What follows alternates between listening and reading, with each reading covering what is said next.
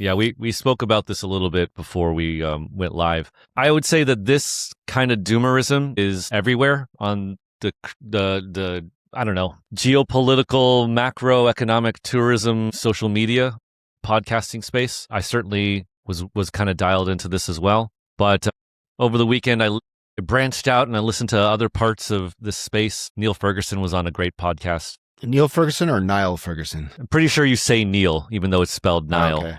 Right. I gotcha.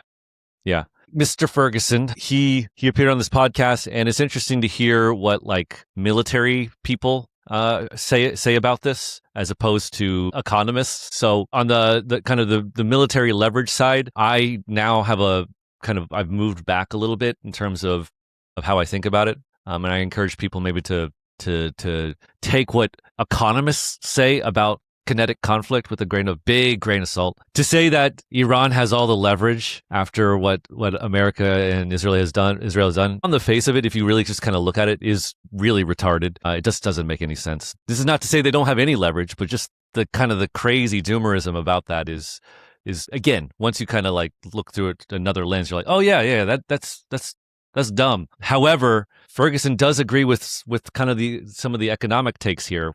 Niall Ferguson has said this years ago, warned about it, I think like a year and a half or 2 years ago. I was listening to a podcast on this. If you look at history for a country that spends more on interest payments than they do on defense, right? So for their debt, if they spend more on interest payments than they do yearly on defense, historically, the empires or the strong countries that have done this do not last very long afterwards. And America is currently in that situation where they're spending more on interest payments than they are on defense.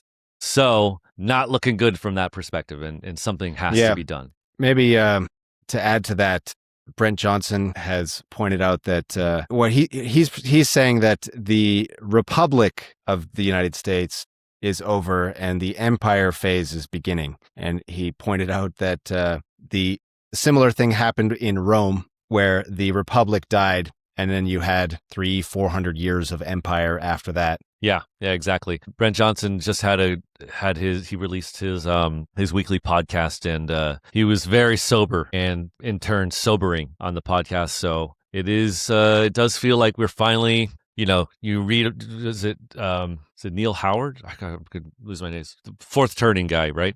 1990s. We're entering a new era. You have all these economic historians like Niall Ferguson. Last out of the room for a decade, basically.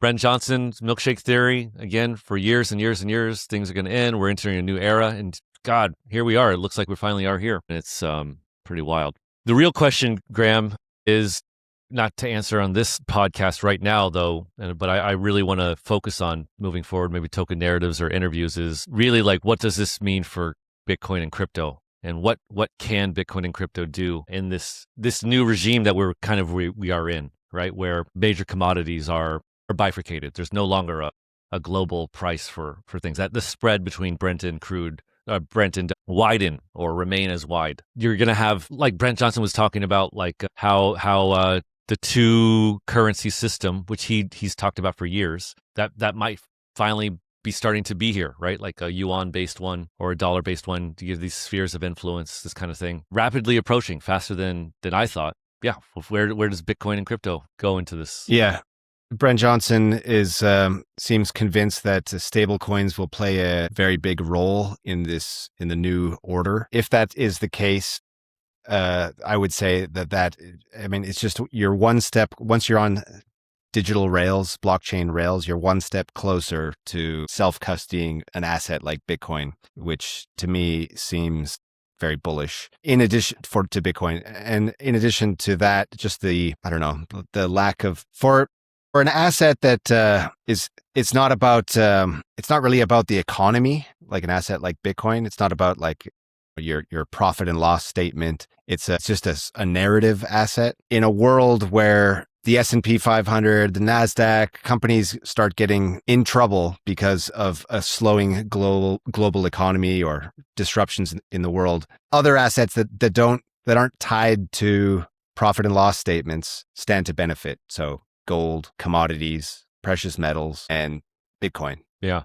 I'll tell you this, like that cypherpunk kind of values or axioms of early crypto of decentralization, transparency, immutability. And then like what we saw when people were trying to leave the Middle East at the outbreak of this war, they had a lot of gold, had trouble converting it into another asset that they could then leave with. It really does make me think. So there's just so much increase of risk in the world. It just makes me want to have Bitcoin, kind of like as insurance. Like obviously I live in Asia, but I'm an American, so I do think about like just long-term plans. Like, oh, what if I have to leave here quickly? Yeah.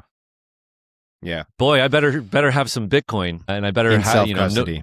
Right, in self-custody. I better know where I have it and be ready to leave with it. This kind of thing. Not that that's a likely thing, but more likely now than ever before. And I do think in a world of where there's more risk, a lot more risk and more chaos, and that's breaking down like that, then something like Bitcoin becomes much more important, and the value of it, the utility of it becomes readily apparent to everybody, even over gold, right? So yeah, that's kind of how I'm thinking, just the very beginnings of it in terms of the role of Bitcoin in this new world. And I do think a lot of people are going to kind of return to that